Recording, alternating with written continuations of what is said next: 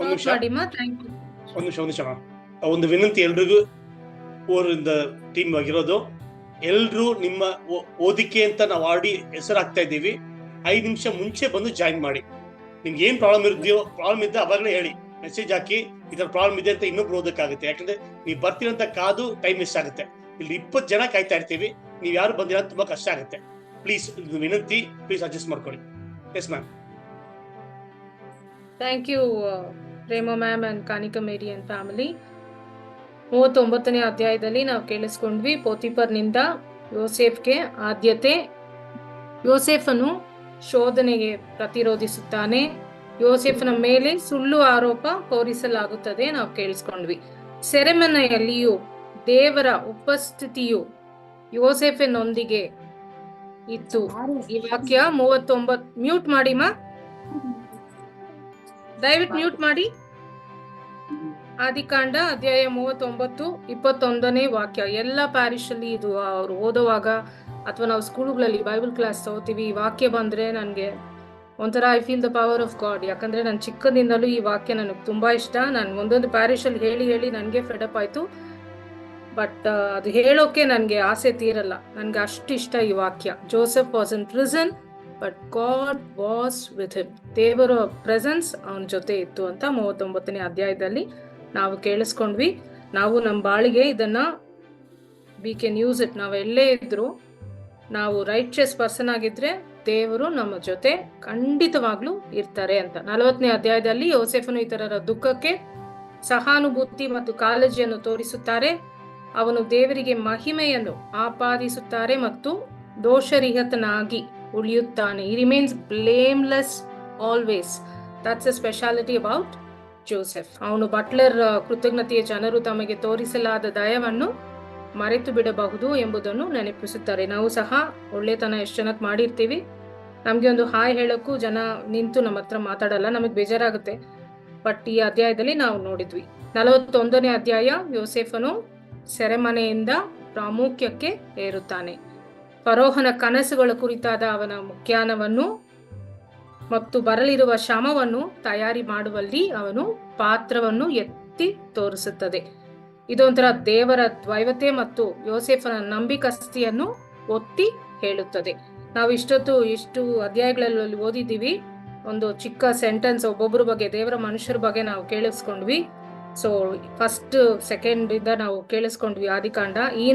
ಈನಾಕ ಬಾಳಿನಲ್ಲಿ ದೇವರ ಜೊತೆ ನಂಬಿಕೆಯ ನಡಿಗೆಯನ್ನು ತೋರಿಸಿತ್ತು. ನೋವಾ ಎಂದ ಬಾಳಿಂದ ನಾವು ನಂಬಿಕೆಯ ಪರಿಶ್ರಮವನ್ನು ಕಲ್ತ್ಕೋತೀವಿ. ಅಬ್ರಹಾಮನ ಬಾಳಿನಿಂದ ನಂಬಿಕೆಯ ವಿಧೇಯತೆ, he was obedient to God. Isaac ಬಾಳಿನಲ್ಲಿ ನಂಬಿಕೆಯ ಶಕ್ತಿ ನಾವು ಕಲ್ತ್ಕೋತೀವಿ. ಜೇಕಬ್ ಬಾಳಿನಲ್ಲಿ ನಂಬಿಕೆಯ ಶಿಸ್ತು, ಡಿಸಿಪ್ಲಿನ್ ಆಫ್ ಫೇತ್. ಅದೇ ದಾರಿಯಲ್ಲಿ ಜೋಸೆಫ್ ತನಕ ಬಂದಿದ್ದೀವಿ. ಜೋಸೆಫ್ಸ್ ಲೈಫ್ ಶೋಸ್ ನಂಬಿಕೆಯ ವಿಜಯ. ಮತ್ತು ಯೋಸೇಫನು ಎಂದಿಗೂ ದೂರಲಿಲ್ಲ ಮತ್ತು ಅವನು ಎಂದಿಗೂ ರಾಜಿ ಮಾಡಿಕೊಳ್ಳಲಿಲ್ಲ. He was always obeying God and we heard God's presence was with Joseph.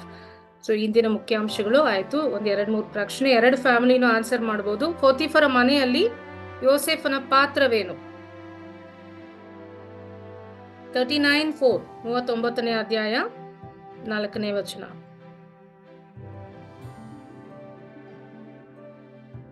ಆಪ್ತ ಸೇವಕ. ಇಬ್ರು ಅನ್ಮ್ಯೂಟ್ ಮಾಡಿ. Yes correct. 39:4 very good. Potiphar unmute ಮಾಡಿ. ಆನ್ಸರ್ ಮಾಡಿದ್ರು. 39:4 ನೀವು ರೆಫರ್ ಮಾಡ್ಕೊಳ್ಳಿ. ಯೋಸೇಫ್ ಅವನ ಕೃಪೆಗೆ ಪಾತ್ರನಾದ ದಣಿ ಅವನನ್ನು ತನ್ನ ಆಪ್ತ ಸೇವಕನಾಗಿ ನೇಮಿಸಿಕೊಂಡ. ಸ್ಥಾನವೇನು?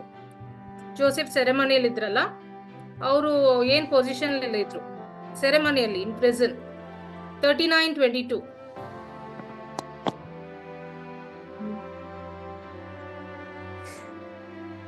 ಆ ಸೆರೆ ಯಜಮಾನ ಸೆರೆಯಲ್ಲಿದ್ದ ಎಲ್ಲರನ್ನೂ ಜೋಸೆಫನ ವಶಕ್ಕೆ ಬಿಟ್ಟನು. ಅಲ್ಲಿಯ ಕೆಲಸ ಕಾರ್ಯವೆಲ್ಲ ಜೋಸೆಫನ ನೇತೃತ್ವದಲ್ಲಿ ನಡೆಯುವಂತಾಯಿತು. ಅವನು ಕೈಗೊಂಡ ಕೆಲಸವೆಲ್ಲ ಜಯವಾಗುವಂತೆ ಮಾಡುತ್ತಿದ್ದರು. ಕರೆಕ್ಟ್. ಅಲ್ಲಿನೂ ಪ್ರಿಸನ್ ಅಲ್ಲೂ ಕೂಡ ಎಲ್ಲ ರೆಸ್ಪಾನ್ಸಿಬಿಲಿಟಿ ಅವ್ರಿಗೆ ಕೊಟ್ಟಿದ್ರು, ಅವರೇ ನೋಡ್ಕೊತಾ ಇದ್ರು. Very good. ಅವರಲ್ಲಿ ಒಬ್ಬರು ಕನಸಿನಲ್ಲಿ ಮೇಲಿನ ಬುಟ್ಟಿಯಲ್ಲಿ ಏನಿತ್ತು? ಒಂದು ಕನಸಲ್ಲಿ ಬುಟ್ಟಿ ನೋಡ್ತಾರಲ್ಲ, ಆ ಬುಟ್ಟಿಯಲ್ಲಿ ಏನಿತ್ತು? 40 ಅಧ್ಯಾಯ 16 ವಾಕ್ಯ, 40:60, Genesis 40:1-6, 16. ಜೋಸೆಫನು ಹೇಳಿದ ಅರ್ಥ ಶುಭಕರ ಆದುದೆಂದು ತಿಳಿದ ಆ ಮುಖ್ಯ ಅಡಿಗೆ ಭಟ್ಟ ಅವನಿಗೆ, ನಾನು ಕಂಡ ಕನಸನ್ನು ಹೇಳುತ್ತೇನೆ ಕೇಳು. ಸೊಗಸಾದ ಬುಟ್ಟಿ ಪದಾರ್ಥಗಳು ತುಂಬಿದ 3 ಬುಟ್ಟಿಗಳು ನನ್ನ ತಲೆಯ ಮೇಲೆ ಇದ್ದವು. ಮುಖ್ಯ ಮೇಲಿನ ರೊಟ್ಟಿ ಬುಟ್ಟಿಯಲ್ಲಿ ಆನ್ಸರ್ ರೊಟ್ಟಿ ಪದಾರ್ಥಗಳು ಇದ್ದವು. ರೊಟ್ಟಿಗಾರ man baked goods for Pharaoh. Bake ಮಾಡಿದ ಐಟಮ್ ಎಲ್ಲ ಫ್ಯಾರೋಗೆ ಆ ಬುಟ್ಟಿಯಲ್ಲಿ ಇತ್ತು, ಆ ಬಾಸ್ಕೆಟ್ ಅಲ್ಲಿ ಇತ್ತು.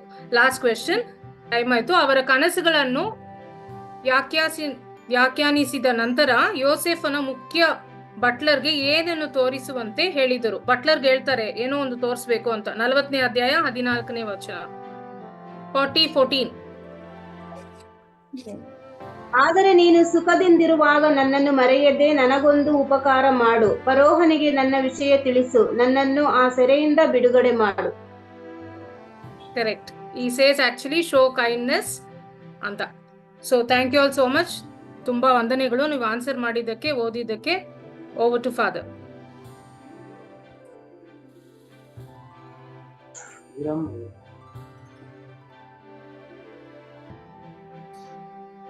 ತಂದೆಯಾದ ದೇವರೇ, ಇದನ್ನು ನೀಡದಕ್ಕಾಗಿ ನಿಮಗೆ ಸ್ತುತಿ ಸ್ತೋತ್ರಗಳನ್ನು ಸಲ್ಲಿಸುತ್ತೇವೆ. ನೀವೇ ನಮ್ಮ ಒಡೆಯರು, ನೀವೇ ನಮ್ಮ ಪರಿಪಾಲಕರು, ನೀವೇ ನಮ್ಮೆಲ್ಲರನ್ನು ಮುನ್ನಡೆಸುವ ಏಕದೇವರಾಗಿದ್ದೀರಿ. ವಿಶೇಷವಾದಂತಹ ವರದಾನಗಳನ್ನು, ಆಶೀರ್ವಾದಗಳನ್ನು ಇಂದು ಓದಿದ ಕುಟುಂಬದವರನ್ನು ಹಾಗೂ ನಿಮ್ಮ ವಾಕ್ಯವನ್ನು ಕೇಳಿದ ಕುಟುಂಬದವರನ್ನು ಅರಸಿ ಆಶೀರ್ವದಿಸಿರಿ.